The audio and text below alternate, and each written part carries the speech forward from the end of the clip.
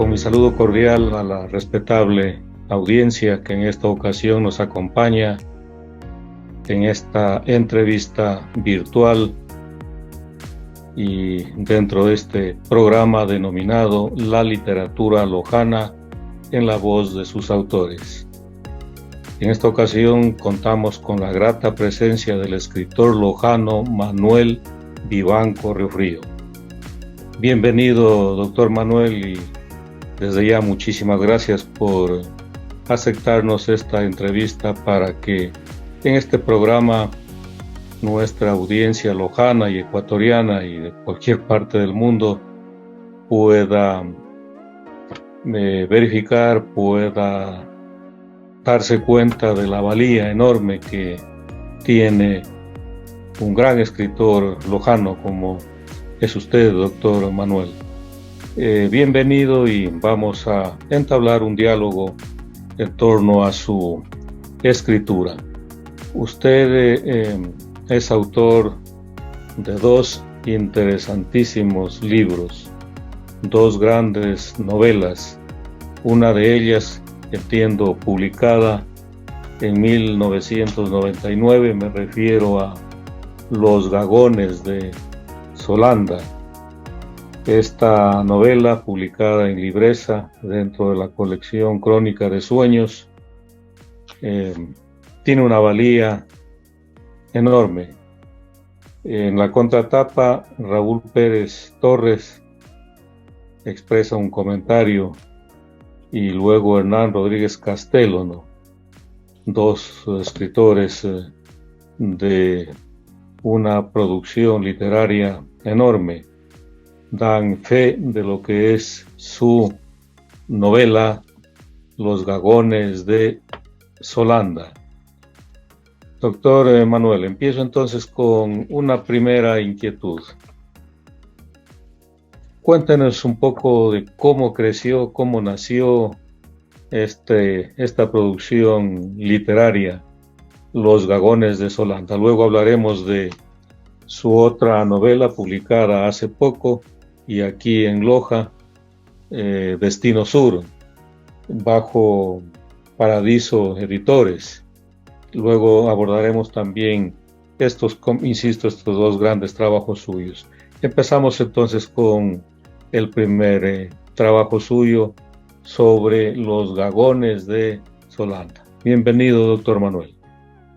Es un placer conversar con ustedes, no solamente por lo que ustedes representan, sino por lo que detrás de ustedes está una institución enorme en la cultura ecuatoriana desde hace muchísimos años, con el nombre de un genial escritor, humanista, político como fue el doctor Manuel Benjamín Carrión. Así que por ambos lados me siento muy congratulado, muy apoyado en ustedes para esta conversación. En realidad, Los Gagones de Solanda es, yo diría, el resultado, Galo, de un pensamiento de recuerdos, de un pensamiento de nostalgias, de un cúmulo de vivencias muy tempranas en la ciudad de Loja y en los pueblos cercanos, básicamente Vilcabamba, y luego pues el desarraigo, como a muchos lojanos nos pasa, el desarraigo muy temprano, 11, 12 años, para ir a los internados básicamente de Quito. Yo estuve en Quito, y curiosamente, después de que uno sale, el acercamiento a la ciudad pequeña, al terruño, a la pequeña urbe, es muchísimo más grande que estando allí presente. ¿Por qué? Porque se multiplican las nostalgias, los recuerdos, las memorias, las imaginaciones, y uno tiene una tarea que hacer, que cumplir, que se llaman las cartas que antes existían. Había que escribir por lo menos una o dos cartas semanales, primero a los padres, a los hermanos, a la familia, y también a los amigos. Por lo tanto, esta escritura, la escritura literaria epistolar, las cartas se convirtieron en el primer eje de la comunicación que teníamos, y siempre estaban llenas de de mucha nostalgia, ¿no? Nostalgia, un informe también de lo que pasaba como en la vida estudiantil en los internados que hoy no existen ya, que era una vida interna monástica, casi franciscana. Yo estuve primero en un colegio salesiano y luego en la Academia Militar Ecuador, entonces había que contar lo que pasaba allí. Y era otro mundo, ¿no? Y también había que contar las preocupaciones que uno tiene, ya sea por los estudios, ya sea por el futuro, y también la preocupación por los gastos que los padres hacían con los hijos internos, porque eran valores altos. Entonces, todo este cúmulo de sentimientos, preocupaciones, dolores, yo diría se iban traduciendo semanalmente en estas cartas, en las cartas que uno enviaba a Loja. Había que irse al correo, poner un sello, depositarlas, llegaban en 3, 4 días y esperar después de una semana que los padres o los amigos contesten. Yo diría que ese es el inicio es la parte, yo diría, la génesis de los Gagones de Solanda, que luego la escribí no para publicarla, la escribí para no publicarla, pero cuando fue llegando a un nivel ya grueso de muchas páginas, seguramente tenía 300, 400 páginas, yo tuve una conversación que podría llamarla mágica con Hernán Rodríguez Castelo, y tomábamos café en una cafetería del centro de Quito y yo le comentaba lo que había en esas páginas y él me decía que vale la pena hacerle novela, que vale la pena que la construya como novela. Y entonces allí empecé a estudiar el concepto de lo que es las ideas, los temores, los sueños, las imaginaciones, todo lo que se nos pasa por la cabeza para ir haciendo de eso un cuento que sea real, pero que sea ficción también, y que siendo real y ficción sea creíble, que parezca cierto, aunque no todo era cierto. Entonces se construyó este primer borrador, él lo leía y tomábamos café nuevamente en el centro y él me decía, estos picos, estos bajones, estas circunstancias, creo que vale la pena que la revises porque puede ser tal cosa. Siempre tuve en la cabeza un ejemplo, una metáfora de figura que se llamaba el iceberg y el iceberg sobre el agua. Y él me decía, y después otros también decían lo mismo porque es una construcción de un hecho literario, no hay que contar todo. Como el iceberg tampoco tiene que mostrarse todo, sino solamente lo que está del agua para arriba, la parte superior del iceberg. Y el resto tiene que imaginarlo el lector. Por lo tanto, cuando tú construyas un cuento, no tienes que dibujarlo a todo el iceberg, sino solamente la parte que está sobre el agua. Pero dejar las ideas, las palabras, la construcción literaria para que el lector pueda imaginarse que debajo de ese pico hay una mole que está bajo la superficie. Siempre este tipo de lecciones que las fui aprendiendo poco a poco me dieron, yo diría, las herramientas básicas para construir eso que salió, como usted bien lo señala, Galo, en 1999, tuviera yo diría, una aceptación que yo la considero o la consideré en su momento increíble, porque los 1000 ejemplares se acabaron en un mes.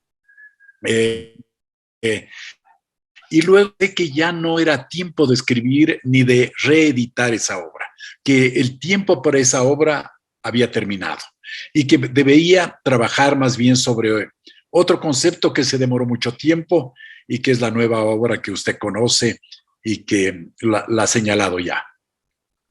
Al respecto de Hernán Rodríguez Castelo, un gran maestro al cual usted tuvo esa oportunidad de acercarse para que pueda construir este trabajo que en verdad tiene una estructura literaria y de lenguaje y estéticamente, por supuesto, muy bien presentada.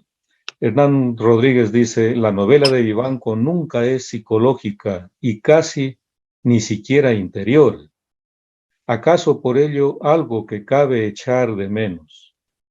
el calor lojano, rescoldos de aquellas luminosas brasas de infancia, que alentase aún en estas vidas lojanas en pleno éxodo.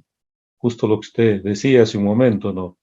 Hernán Rodríguez, pues aquí interpreta y cala muy bien en el hondo sentir de lo que es este trabajo literario. De igual manera, Raúl Pérez también señala que esta novela de Manuel Iván Corriofrío, Los Vagones de Solanda, va tejiendo con sencilla maestría los inusitados caminos de la evocación, con un estilo certero, diáfano, epidérmico.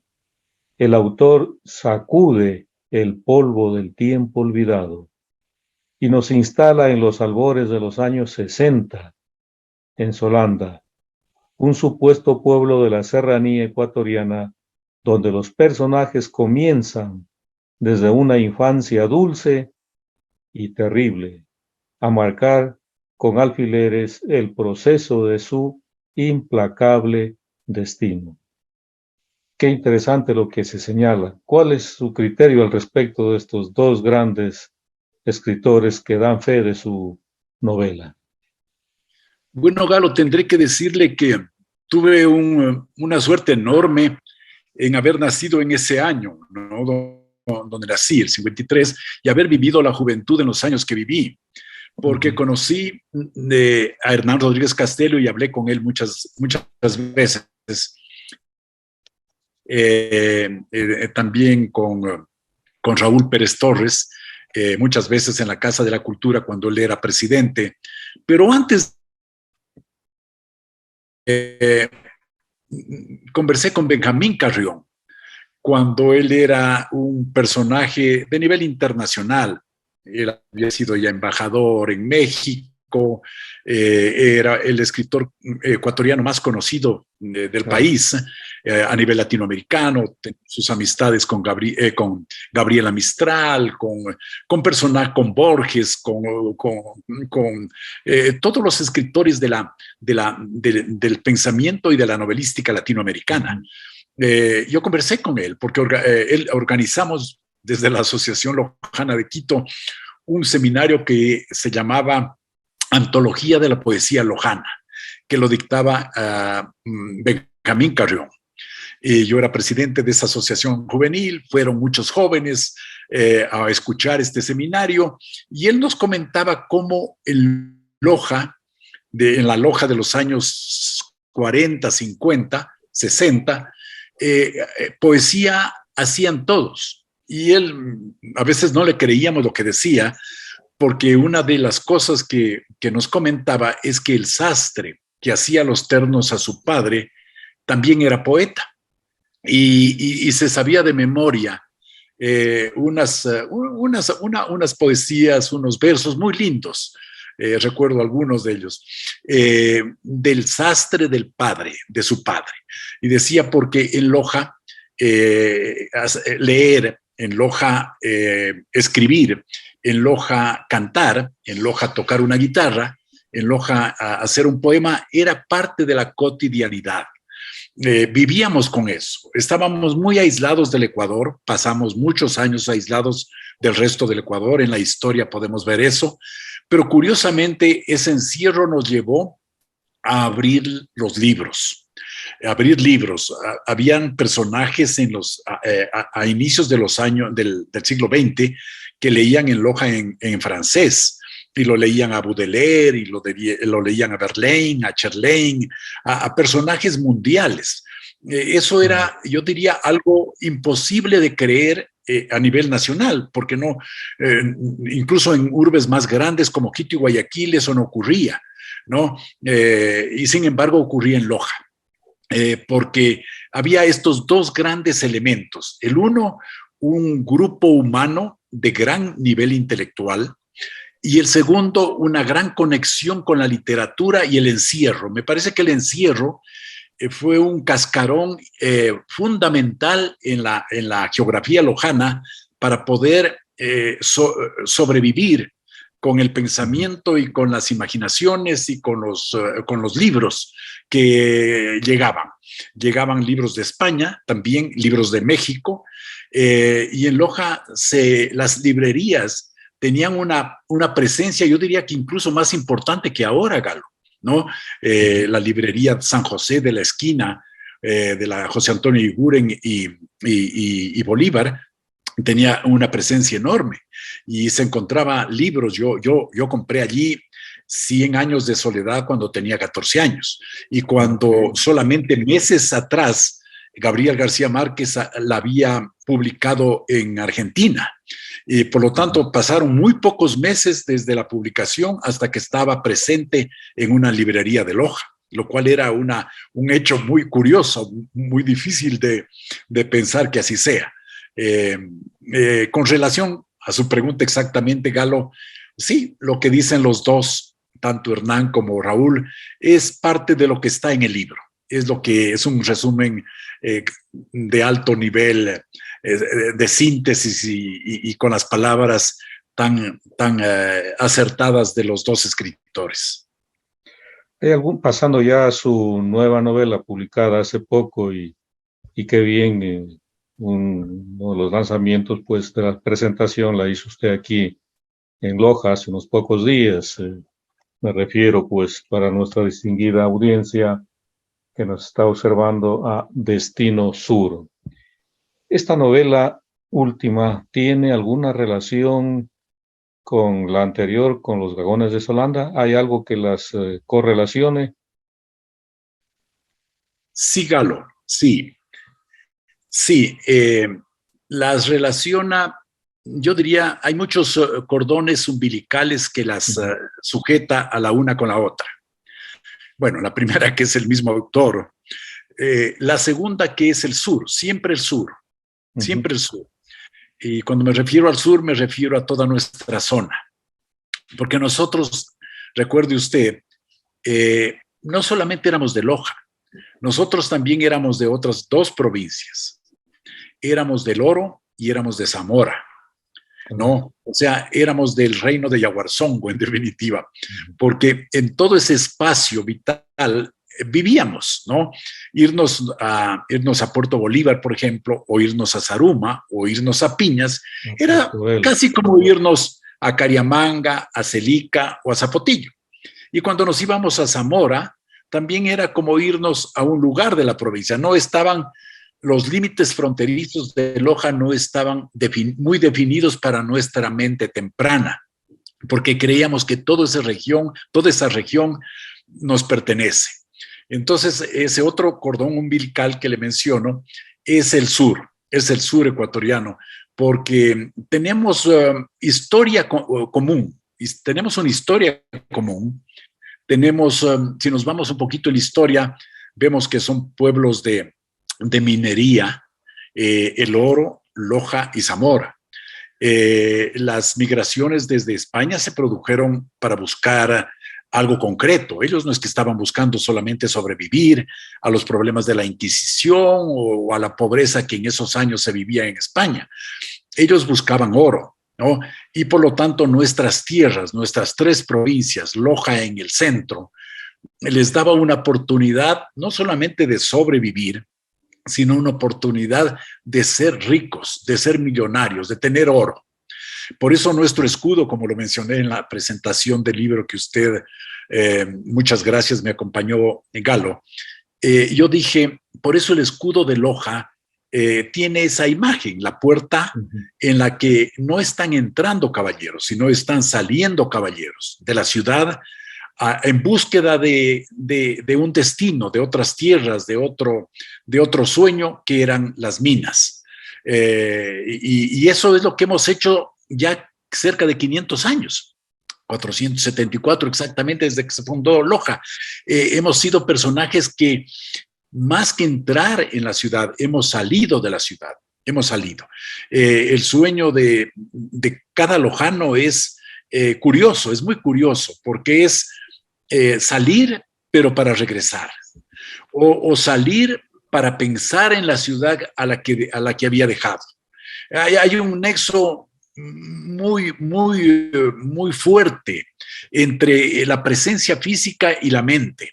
Los que salimos de Loja, que fuimos muchos, debe haber, yo creo, me atrevo a decir que hay tantos lojanos en Loja como fuera de Loja. Porque solamente sumando las asociaciones de Loja, Guayaquil, los que están en Murcia, los que están en Estados Unidos, en otras ciudades de Europa, deben estar como en los 400, 500 mil de personas, que debe ser seguramente la población alrededor de la cual está la provincia de Loja.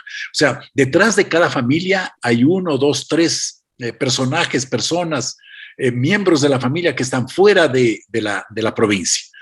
Por lo tanto, somos, yo diría, un pueblo que vivimos en el ámbito geográfico de Loja, pero también vivimos la otra mitad fuera, pensando siempre en nuestra provincia. Yo creo que los lojanos casi diariamente pensamos en Loja, porque esa es una conexión, una comunión imposible de romperla. La infancia deja grabados, huellas enormes, y todo lo que ocurrió en la ciudad pequeña luego solamente sirvió para multiplicar la vida ya fuera de la pequeña urbe, en las grandes urbes, a través de los estudios, la literatura, la historia, los investigadores que ha dado la ciudad en todos los ámbitos del humanismo.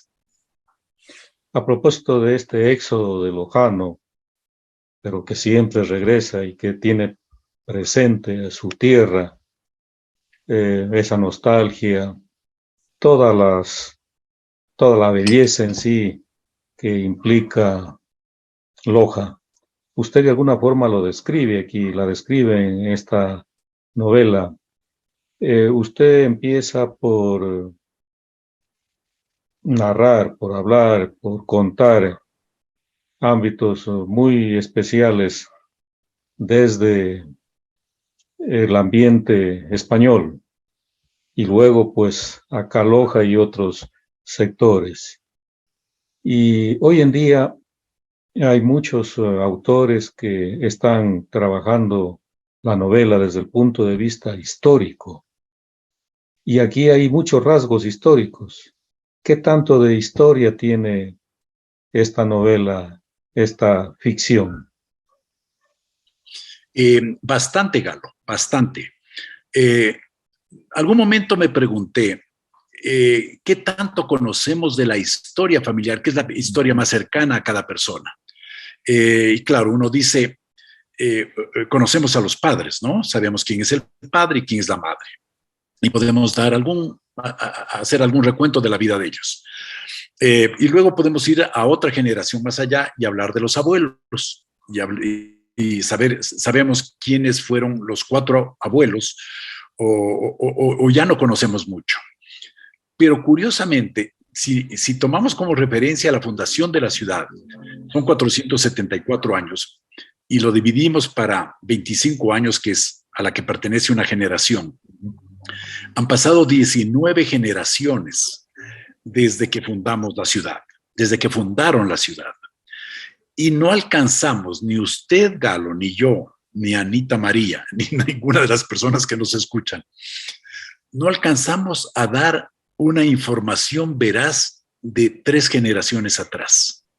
O sea, de las 19 generaciones que se ha creado en Loja Dura y que nosotros tenemos detrás de nuestras espaldas, no alcanzamos a tener una versión ni siquiera de la 3ª generación atrás, ¿no?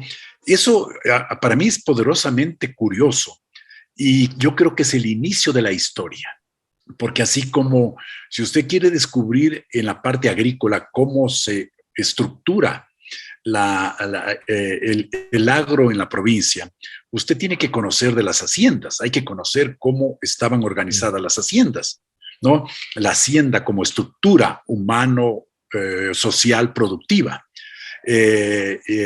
Solo así se puede entender el tema de la reforma agraria de 1963, y solamente así se puede entender el drama de la producción actual, o qué es lo que pasa con las pequeñas cementeras de Zapotillo, o la imposibilidad de tener campos grandes de producción cafetalera como lo tenemos ahora. Si es que no se conoce la historia agrícola, no hay como entender toda la realidad agrícola de la provincia. Lo mismo pasa, yo diría, en el ámbito arquitectónico.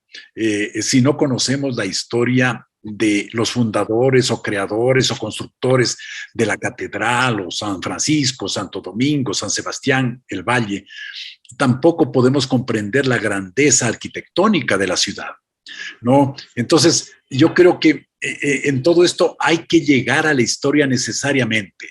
El problema con la historia es que le dice mucho, pero al mismo tiempo le deja muchos vacíos. Hay muchos huecos, porque, como lo decía esa noche mismo de la presentación, la historia la escriben, como sabemos todos, los ganadores, no los perdedores. Y por lo tanto la historia la escribieron los cronistas que llegaron de España, la escribieron los que estaban cerca al libertador Simón Bolívar, los amigos de Alonso de Mercadillo, los amigos de Francisco Pizarro, o todos ellos. Pero la historia desde otro punto de vista no la escribieron. Entonces esa historia hay que crearla, hay que investigarla. Por eso yo he visto con muy buenos ojos y con mucho agrado, con mucha satisfacción, el trabajo que está haciendo el municipio de Loja en el campo del archivo histórico de Loja, sí. Del Museo de la Memoria de Loja, porque yo creo que todas las instituciones que tienen documentos de 200 y más años deberían consolidarse en esa institución, ordenarla como entiendo que es todo el proceso, para poder ir sacando algo tan pequeño como lo que está saliendo ahora, que son cápsulas de historia, y luego ir agrandando eso para llegar a los grandes capítulos de la historia. Pero en ese gran mundo de la historia están las historias familiares. Y esta no se trata de una historia familiar concreta, con nombres y apellidos concretos, no. Yo diría, es una historia familiar democrática, ampliada, multiplicada, donde recogen realidades que podrían pertenecer a muchas familias, porque de hecho hay documentación, hay información documental de algunos hechos reales que están allí en el libro, pero siempre matizada con la ficción, para poder crear el cuento de la patria al que se refería en algún momento Benjamín Carrión, ¿no? Igual hay que contarlo al cuento, porque si no tiene, y depende, perdón, cómo lo cuente. Usted lo puede contar 1, 2, 3, 4, 5, 6, 7, 8, 9 y 10, pero también lo puede contar de otra manera. Lo puede contar 5, 6, 7, después cuenta el 1, el 2, el 3, y después el 9, el 10, y después el 4 y 5, y luego en la cabeza del lector se construye la historia. Es como piezas de un entramado que se va conformando ya cuando las historias encajan con las otras historias que han sido leídas previamente, y luego se tiene una idea de una historia completa, de una historia que quizá sea redonda, que quizá sea desde el nacimiento hasta la muerte, que tenga un vestigio claro de una geografía clara y de unas realidades que yo creo que nosotros como provincia la hemos vivido. Quizá estos elementos históricos, incluso políticos, religiosos, la ficción misma, la geografía y otros elementos que usted muy bien los narra, aproximan a lo que aquí Lolo Echeverría señala el realismo mágico. Permítame aquí la lectura de lo que dice Lolo Echeverría.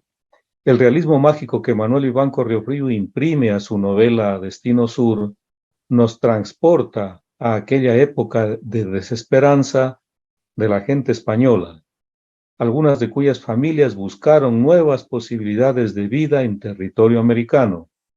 A través de sus personajes narra hechos y circunstancias donde lo real se fusiona con la ficción. Describe el encanto del valle de Catamayo, y en verdad es una descripción hermosísima, créamelo, yo disfruté muchísimo leyendo la novela. Dice, y nos habla de los judíos sefarditas asentados en la Huaqui, bajando Catacocha. Es una novela apasionante que fácilmente atrapa al lector. Lo dice Efraín Borrero Espinosa. Pensé que era Lolo Echeverría, que el de Baquito también, de aquí en la contraportada, también se refiere a su interesante novela. ¿Usted tuvo esa intención de esta inclinación al realismo mágico o es una coincidencia por todos estos elementos que usted maneja en la novela? Este término, Galo, del realismo mágico, en realidad fue creado hace ya 40 y más años, cuando García Márquez escribió Cien años de soledad, para describir la realidad, pero de manera como que no ocurría esa realidad, sino que era mágica. Pero curiosamente, cuando él recibió el Premio Nobel de Literatura, en Estocolmo, en Suecia, frente al rey de Suecia, él hizo una declaración muy, muy grande sobre este tema. Y él dijo, aquí lo han dicho que es mágico, que lo que escribo es mágico, pero lo que escribo es realmente lo que yo viví, lo que yo viví.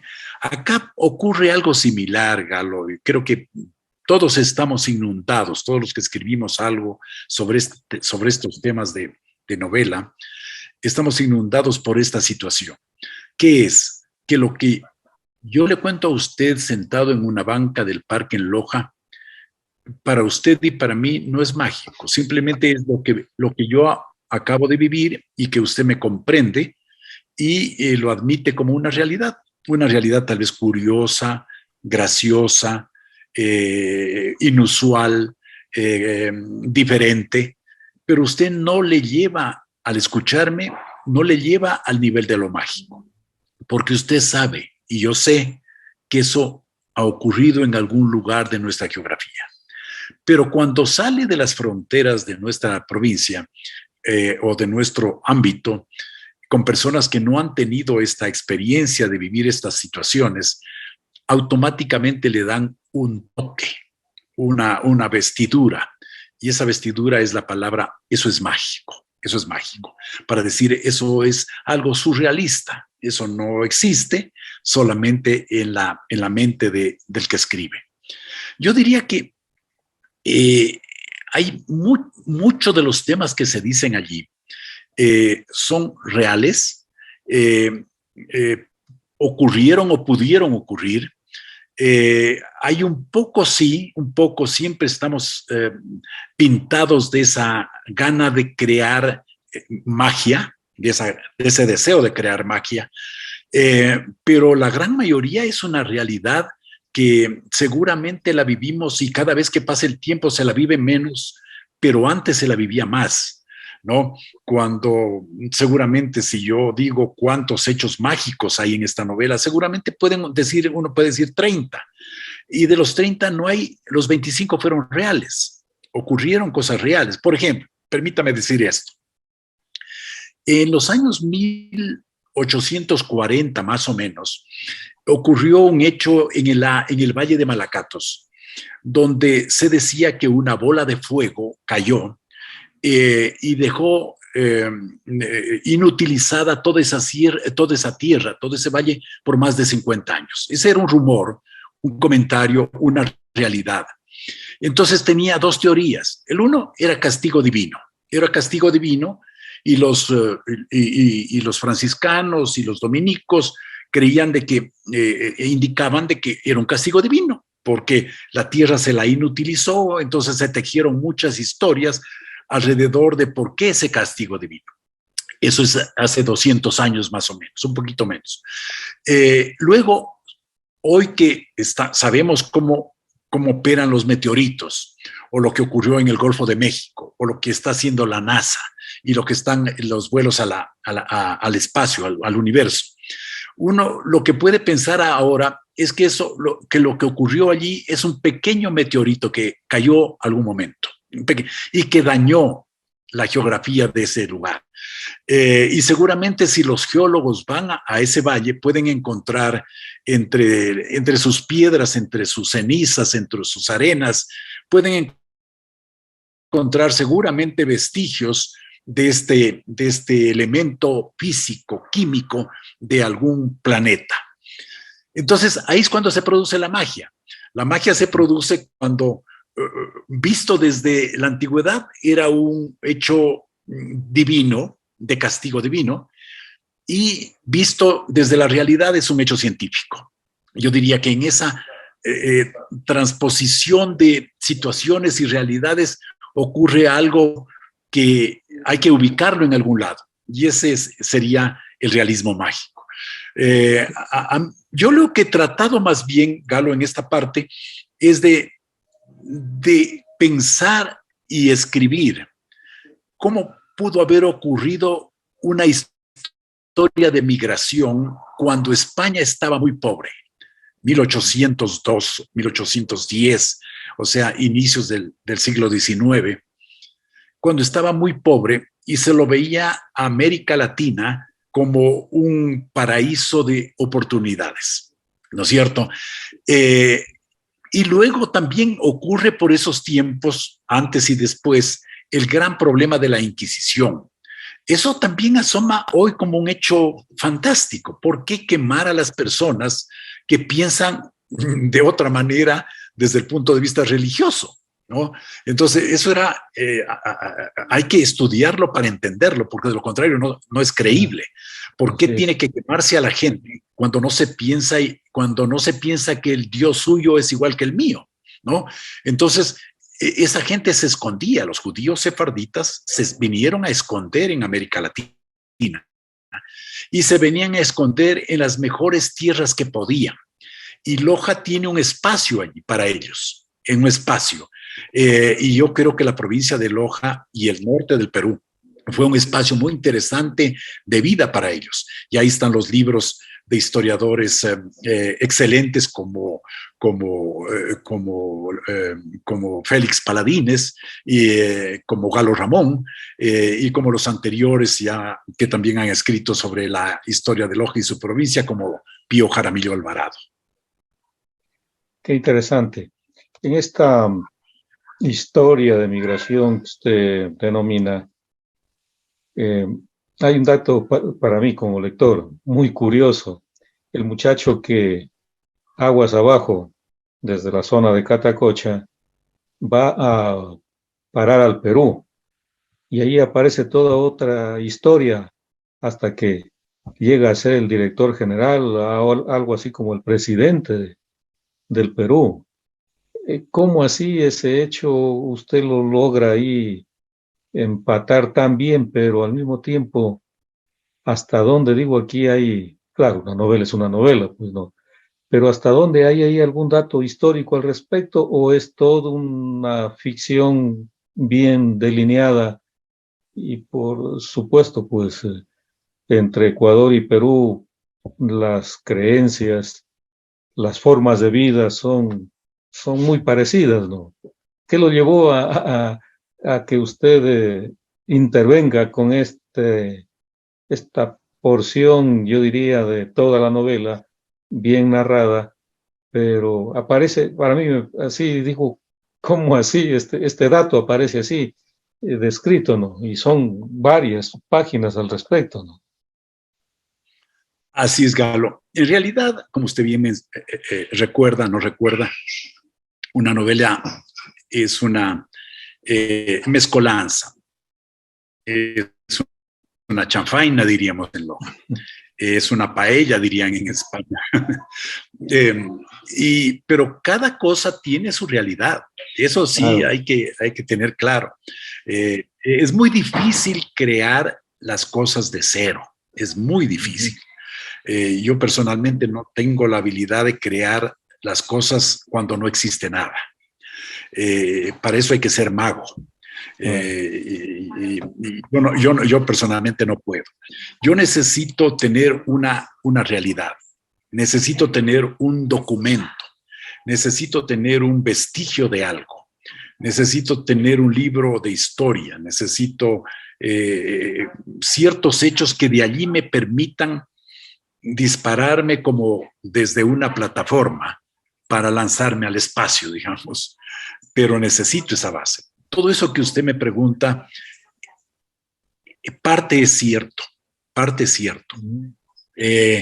Y lo puse a Perú porque nosotros convivimos con Perú. Muchos años, en la historia lo convivimos. Yo me acuerdo, muy chico, cuando se hablaba de que aviones peruanos botaban papeles a los habitantes de la provincia de Loja para que más bien decidan ser peruanos y no ecuatorianos, para tratar de convencerlos, porque por allá tendrían más beneficios que estando por acá con la capital del norte. También recuerdo que nuestro puerto no era Puerto Bolívar, pues era Paita, ¿no? Claro. Por Paita llegaron muchas cosas a Loja, incluso algunos elementos importantes del desarrollo de la producción de Loja era Paita. Y los puntos de conexión eran Popayán, Quito, Loja, Paita. Ese era el eje. Cuando luego se abre Guayaquil, más bien la provincia de Loja decae en su crecimiento. Y por lo tanto, la unidad humana que existía en esos años, la unidad de producción y humana, era la zona sur del Ecuador con la zona norte peruana. Cuando estos hechos que me han permitido también estar en funciones públicas, me han permitido ver ciertas cosas que tal vez no todos tuvieron la oportunidad de hacerlo, permítame decir eso, Galo, porque en 1998 al 2000, como presidente del Banco del Estado, me tocó viajar mucho por el sur del Ecuador y por el norte del Perú. Y conversamos con el presidente Fujimori en las citas presidenciales y tanta cosa. Y me di cuenta de algo que en ese momento me parecía tremendamente curioso.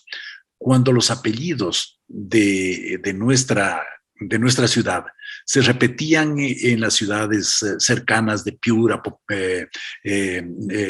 Sullana y otras ciudades menores. Entonces yo decía, el río no nos separa. No nos separa, algún momento fue el tema bélico, el tema de la frontera, el tema militar, el que nos aisló, pero se quedaron del uno y del otro lado familias simplemente separadas, como en el caso de Alemania cuando pusieron el muro de Berlín, o ahora con Rusia y Ucrania. Ese tipo de situaciones hacen que las familias se rompan y se dividan, y luego de 50 años casi no se reconocen, si no es por la forma de sus caras, por los apellidos también, y por la forma de pensar, y por la manera en cómo llevan una vida. Entonces, este hecho, yo diría, debo decirlo, Galo, usted me está sacando ciertas cosas que no le he dicho antes, pero si uno revisa libros de historia peruana, van a encontrar cosas que también hacen conexión con lo que estoy hablando en esa novela. Qué bien. El libro, ya para que usted cierre todo este contexto novelístico, ahí también a mí personalmente, insisto, como lector, me aparece un dato curiosísimo, y perdone, no sé si tal vez forzado, o cuál fue la intención ahí suya en la novela, que cierra con la llegada de un ovni ahí al Cerro Mandango, y el Cerro Mandango ahí aparece pues como un enorme símbolo también, ¿no?, de lo que es la naturaleza e incluso nuestra idiosincrasia lojana. Pero ¿cómo se le ocurrió a usted también el asunto de esto del ovni? ¿Qué intención hay ahí? Por supuesto que el escritor puede tener una intención, sin embargo el lector pues puede aterrizar en otro tipo de conclusiones, de interpretaciones, en fin, pero yo sigo pensando, digo, aprovecho justamente para preguntarle cómo así lo del ovni, y es ya para el cierre pues de la novela, ¿no? Así es, Galo. A todos los que escribimos nos impactó la novela pequeñita, pero tremendamente profunda de Kafka, de Franz Kafka, La Metamorfosis. Metamorfosis. Y en la primera página él dice lo que todos los que hemos leído la novela nos recuerda, que una persona normal, cuando amaneció, se vio transformado en un enorme insecto. Uh-huh. Eso pareció una cosa absolutamente alocada, pero en la medida en que se lee el pequeño libro, uno dice, tal vez en la vida pasa eso con uno. Uno se transforma, no físicamente en un insecto, pero se transforma en su pensamiento, se transforma, y uno le da la vida y el pensamiento y las deducciones que el lector quiera. En este caso, simplemente recordé eso porque los que escribimos tenemos la posibilidad, después de Kafka, de escribir lo que nos da la gana. siempre y cuando esto tenga, yo diría, un asidero que pueda atarse a un concepto que los lectores puedan creer lo real. Siempre que tiene que estar atado la realidad a la ficción, porque si esa argolla no está agarrada, se cae el pensamiento. Es común, lo conocen todas las personas que han vivido en el valle precioso que tenemos allá en Vilcabamba, que casi todos los habitantes de ese lugar han tenido una experiencia de ver algo raro, oír algo raro con relación a los alienígenas, pero también han llegado temas con personas de altísimo nivel que no sé si en Loja mismo lo conozcan. Por ejemplo, allí vivió 11 años, falleció ya, un astronauta de la NASA que se llamaba el señor Brian O'Leary. Él fue presidente de los UFO en el Ecuador después del señor Rodríguez. Él fue presidente y si usted las personas que me escuchan pueden revisarlo en el internet, es Brian se escribe O'Leary con Y al final. Brian O'Leary, él estuvo en la misión para el Apolo 13 y pasaron circunstancias determinadas que es muy largo explicarlas ahora, y él finalmente no se subió en ese cohete y por lo tanto no murió, porque ustedes recordarán que ese cohete estalló, a los pocos segundos se estalló en el aire. A él hicieron una entrevista en la televisión ecuatoriana, creo que fue, no recuerdo, creo que fue Coavisa, y él dijo, yo estoy en Vilcabamba porque desde allí puedo ver objetos extraterrestres. Eso lo dijo él. Un señor que ha escrito o escribió muchísimos libros sobre la vida en el universo. Y el comentario de las gentes del lugar también es curioso, ¿no? Un taxista, una persona, uno siempre les pregunta si ha estado tomando o no, antes de contarme este cuento que ha vivido, si ha estado tomando o no, o si ha estado fumando algo o no. Pero es muy recurrente esta situación. Por lo tanto, yo tenía que ponerlo en realidad, pero en una realidad futura, no en una realidad del 2022, sino proyectarme al futuro, al 2030, creo que es, o 2032, 30 me parece que es, con el objeto de darle también credibilidad a un hecho que pocos creen, pero la gran mayoría no lo cree. Y también se plantea allí el tema de la ficción, obviamente. Así que, como le decía hace un momento, nada de lo que está allí es absolutamente basado en nada.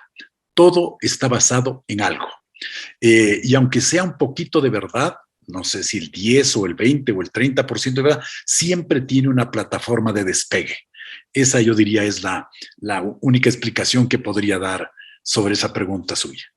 Muy bien, y lo que queda pues ahí en verdad está para que el lector también ponga lo suyo y el disfrute sea mayor, porque eso es lo característico, lo novedoso y lo sabroso, diríamos, en el ámbito literario.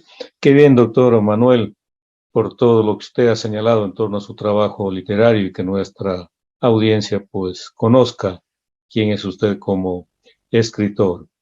Y para cerrar ya esta entrevista, qué es lo que usted piensa en torno a la literatura lojana actual? ¿Cree que hay un buen desarrollo o es muy poco lo que hoy se está haciendo en Loja y la provincia en el ámbito literario? ¿Cuál es su criterio?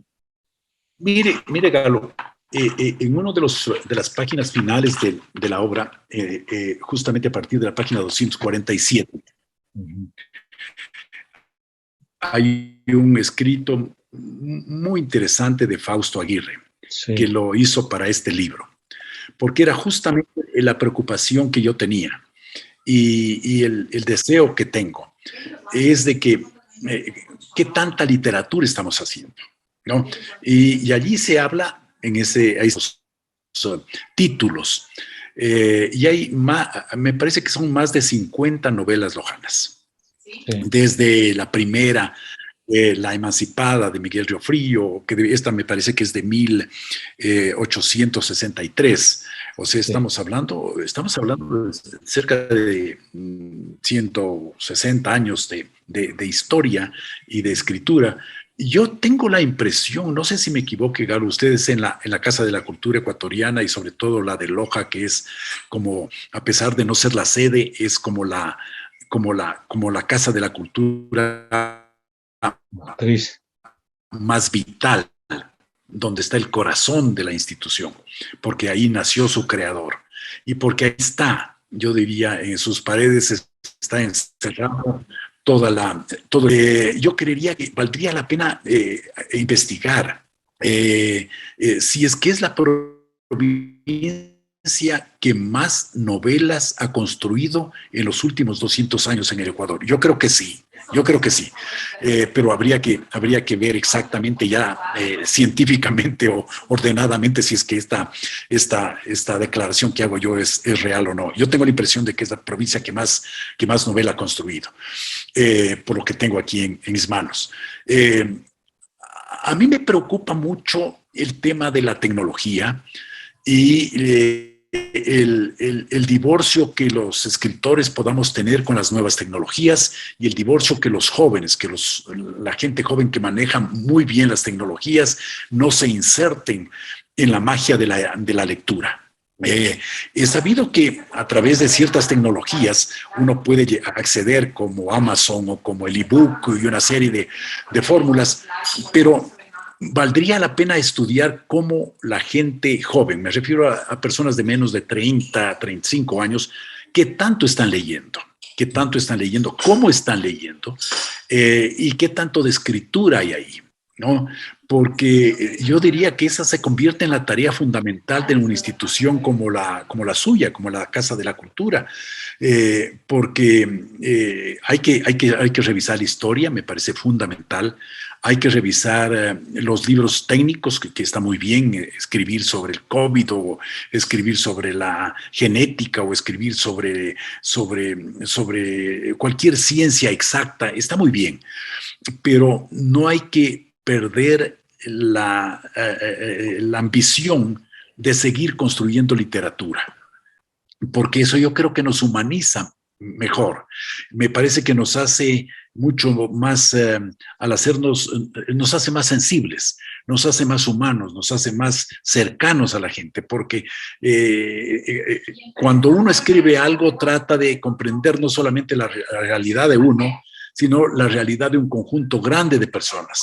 Entonces todos estamos como en el mismo nivel para ver cómo cada uno de ellos fue aportando en la historia. Usted puede ver en esta y en la otra también que la base del grupo humano es bien amplia, ¿no? Hay nombres y apellidos de todos los niveles socioeconómicos de la provincia, ¿no? Porque al construir algo conjunto estaríamos dejando algo valioso para el futuro, que es esta tierra la hacemos todos la hacemos a la tierra. Y desde la persona más chiquita hasta la persona más grande, desde la más jovencita a la más vieja, desde la mujer hasta el hombre, desde el que no sabe nada al que sabe mucho. puede construir una historia muy interesante de sueños, de realidad, de fantasía, que nos halaga el alma y nos profundiza el cerebro, nos da una lección, un trabajo para construirlo intelectualmente. Qué interesante. ¿Tiene usted un nuevo proyecto literario? ¿Está trabajando en otra novela? ¿Nos puede decir si hay algo más? Porque usted, que veo que tiene un dominio literario muy bien concebido, muy bien trazado, quienes hemos tenido la oportunidad de leer sus obras, estoy seguro que seguimos esperando que usted nos sorprenda con una nueva novela. En fin, ¿está trabajando usted al respecto? Yo sé que también sus ocupaciones en el campo de su profesión como abogado, como economista, en fin, a veces uno dice nos quitan tiempo, pero todo eso contribuye para que uno la persona que tiene esa vena literaria pueda seguir produciendo. ¿Su caso es así? Gracias, Galo, por la pregunta. En realidad yo soy un escritor no profesional, muy poco prolífico. Me demoro mucho, me toma muchos años construir algo con el cual nunca salgo satisfecho, nunca. Ni la anterior, ni esta. Me dejan satisfecho, pero he tenido que en ambos casos decir, algún momento que cerrar, algún momento tengo que cortar, algún momento tengo que acabar y decirle al editor, esto es lo que hay. Porque uno siempre está con muchas páginas guardadas y mucha información que no sale. Por ejemplo, este libro, Destino Sur, no llega a las 250 páginas, pero algún momento eran 800 páginas. Entonces, ese trabajo de ir reduciendo, quitando, y un rato uno dice, ¿qué quito? ¿Lo indispensable? O tal vez lo superfluo, lo simple, también tiene fuerza. Entonces, a la final uno no sabe qué deja, ¿no? Es como quitar, como cuando hacen este ejercicio de la limpieza del trigo y la paja, ¿no? Uno no sabe dónde se va el trigo y dónde se va la paja, ¿no? Y eso es el viento lo que produce eso cuando se bota el trigo después de chancarlo, como decimos en Loja, se lo bota al aire, uno espera que el trigo caiga recto al piso y que la paja vuele, pero a veces no ocurre eso, a veces se va mezclado. Lo que quiero decir es que sí, hay mucho papel guardado, hay mucho documento guardado, pero ordenarlo es una tarea muy compleja. A mí personalmente me toma mucho tiempo, porque además no lo puedo hacer siempre. Es como, no sé, es como el deseo de cantar. Uno no puede estar cantando 12 horas diarias, sino que simplemente los que cantan saben que con 1 hora o 2 horas a la semana ya han cantado. A mí me pasa lo mismo. Me gusta revisar mucho, pero me cuesta mucho ordenar los escritos. Así que no sé si la vida me dé un tiempo tan largo como el que he necesitado en esta vez, casi 23 años, para poder construir esta novela. Espero, hago votos porque así sea, y me encantaría hacerlo, pero no puedo decirle nada porque no sé si me alcanza el tiempo. Muy bien, doctor Manuel. A nombre de la Casa de la Cultura Ecuatoriana Benjamín Carrión Mora, Núcleo de Loja, de su sección de literatura, quiero agradecerle por acercarse a esta entrevista de manera que quede ese testimonio, yo diría, para siempre en las redes sociales de nuestra Casa de la Cultura en torno a su pensamiento, a su producción literaria. Reitero mi agradecimiento y a la cultura, a nuestra audiencia que ha estado atenta a esta entrevista, también el agradecimiento más sentido. Muchísimas gracias, doctor Manuel.